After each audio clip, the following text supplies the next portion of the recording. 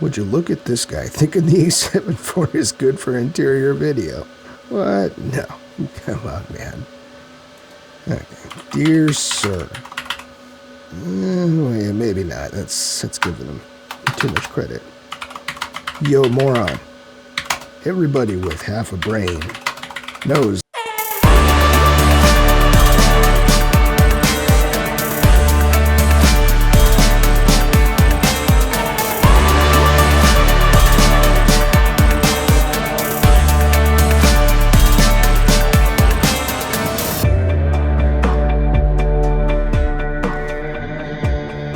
Admittedly, the colonies didn't revolt quite as heavily as with the Canon R5 heat thing, but we had waited so long for the A7 IV, and the A7 IV is Sony's most important hybrid camera, no doubt, as it is the redesign of the A7 III, which changed the industry in a lot of ways when it was first released. For those of you who don't know what this problem is all about, it's that most people shooting real estate video do so in slow motion. Common is to shoot at 60 frames and slow it down to either 24 or 30p timeline. We do this because it smooths out motion, helps to take the jitters out of footage shot with these light hybrid camera packages, and just overall has a more filmic look, like something you'd see coming out of a much heavier camera on a heavier support. And it works. Slowing down footage does a great job to approximate that movement while still allowing you to work quickly with a small, light camera. When the A7 IV was announced, it was immediately clear that there was a huge problem with this. You see, while the A7 IV is able to shoot 4K resolution at 60 frames, it can only do so with a 1.5 times sensor crop. So what, you say? And here's where this is more problematic with shooting interior specifically versus just about any other genre of work you're going to use the camera for. With real estate photography and video, we shoot wide, like really wide, obnoxiously wide. Let's say you like shooting real estate video at the wide end of a pretty typical focal length lens used for real estate. The 16 to 35 zoom. Let me see if I can get it in focus here.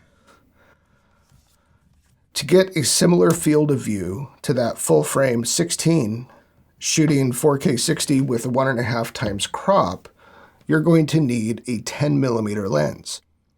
Now, those do exist, especially in the APS-C world, which for this example is fine to use as the sensor is getting cropped to an APS-C equivalent anyway. However, I don't think I've ever seen a good lens that's that wide, that 10mm. It's been my experience that good, sharp, well-corrected glass is most common at the 50mm focal length, like this. Fast, sharp 50s tend to be the best lenses optically that you can buy. Now, I'm not nerdy enough about lens design to be able to tell you why that is, but it's something I've experienced many times with many systems, both cinema and stills. The 50s are the sharpest and best, and the further you get away from that 50 on either end, both tight and wide, the more character you have to deal with. And especially with the wides, they get a lot less sharp and become increasingly difficult to correct rectilinear distortions. So I say all that to make one general point, and that is, all things being equal, if you want to shoot wide, you have a much better glass to choose from covering a large sensor than a small one, because a lens designed with the same field of view mounted to a large sensor camera will need to be much less aggressively corrected and therefore should be much more overall better of a lens than one meant to cover that field of view when mounted to a small sensor camera. This is one of the reasons medium format is so popular for architecture, by the way. So back to the A7 IV. And my specific use case here, real estate video. If you've been watching my channel for any length of time, you'll know that I like my interior wide shots to be around 18mm.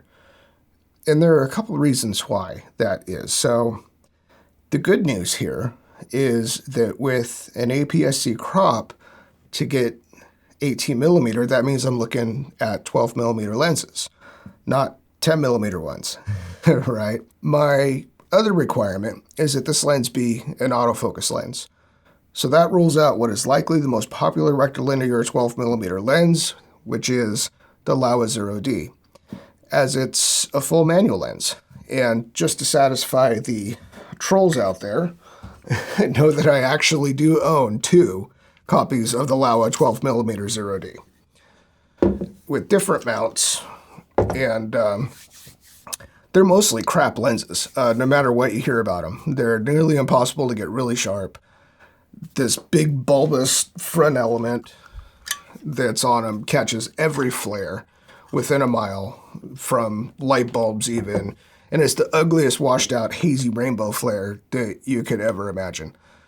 The difference between the 2 copies that I own is huge. So everything from the sharpness to the colors is different between these, but they are very well corrected for barrel distortion. So I was using them, by the way, on the Pocket 6K mostly to give me like that 18, 19 millimeter. Pocket 6K is a big crop. It's about 19 millimeter perspective. So on that camera, you have to pull your own focus anyway, which on a gimbal means either with the focus motor or shooting stop down enough that you lock it off like 3 or 4 meters and just go for it. Either way, tracking autofocus systems like those found on the last couple generations of cameras are a world easier to use on gimbals. So I really won't ever go back to manual lenses on gimbals. Anybody want to buy them? With Sony, there are a few options to get to that 12 millimeter with autofocus. There's the 12 to 24 f4G, and the few people I know with that lens tend to really like it, but it's wide open and allegedly at its worst at only f4. So I like faster lenses than that. A 2.8 lens for real estate, you really won't be using a 2.8 hardly ever, but using it at f4, which you will do, a 2.8 lens will be way better, way sharper than an f4 at f4. Every one of them, every time, truth. So let's take a look at 2.8 12 millimeter lenses. There's the new 12 to 24 G Master. It's allegedly pretty nuts, but it's also like 22 grand and weighs about as much as a Chevrolet, so not for me. What is for me though, and what I bought, is the 12 millimeter Zeiss Touit. Let me see if I can get my focus point to show you the 12 millimeter Zeiss Touit. I think it's focusing. The worst part about this lens is it's like $1,000. So it is built very nicely. I mean, you can feel the quality. But yeah, I mean, it's a big price tag. Is it as good as the, where is it? The full frame 18 millimeter Zeiss Batis, which is the one that I typically use? Well, how about you be the judge? So I'm going to roll a real estate video that I shot last week with the A7 IV and the 12 millimeter Zeiss Touit. It's about 2 minutes long, and there are actually 2 shots in there that aren't that camera package, but instead is the 16 to 35 GM on the Alpha 1. So I'd forgotten to get a couple of those shots with the A7 IV, and I'd already moved on to using stills, so I flipped the A1 over to video, and let's see if you can tell which those shots are.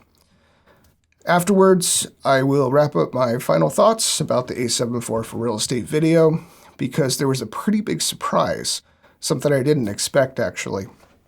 So let's take a look.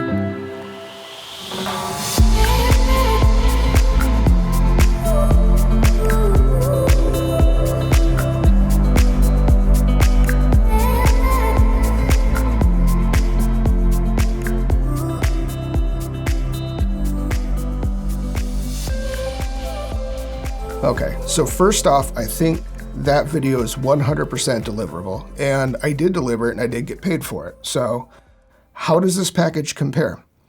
Pretty nicely, actually. The lens seems sharp. The camera is easy to use. The camera and lens track targets as good as the A7 III and Alpha 1 seem to. There doesn't seem to be much flaring. It's well corrected. Honestly, you'd be hard-pressed to tell a difference between this camera with this lens versus the A7 III or A1 with similar field of view lenses. That's just that. And you're shooting 4K 60 still. Those two shots that I mentioned, it's these two. These are the 1635 GM on the Alpha 1. I just leveled my geared head and spun it by hand. Used a little warp stabilizer in post.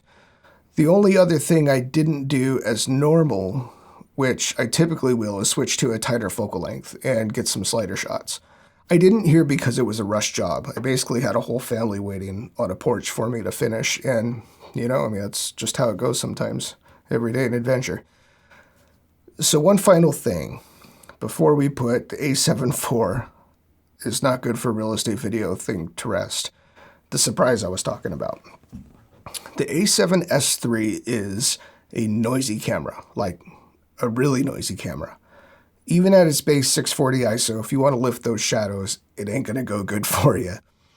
Neat videos is part of your workflow with the A7S III.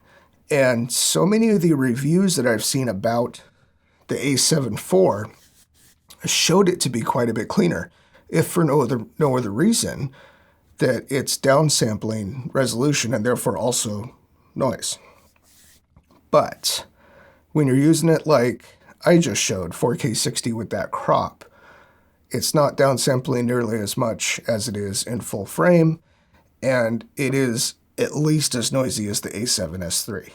So it might be cleaner in full frame. It probably is cleaner in full frame, but once you go for that slow-mo, denoising will be in your workflow. I'm going to continue using the A7 IV with the 12mm Zeiss for a while before I go back to the A7S III with the 18, as in the past I've found that going back to something after you've been away from it for a while is often a better judge of how the two things compare than is your initial review after having switched for the first time. Let me know if there's anything else you'd like to see compared between the cameras as it relates to real estate videos. Please like and subscribe if you found any value here, and I'll see you. Peace.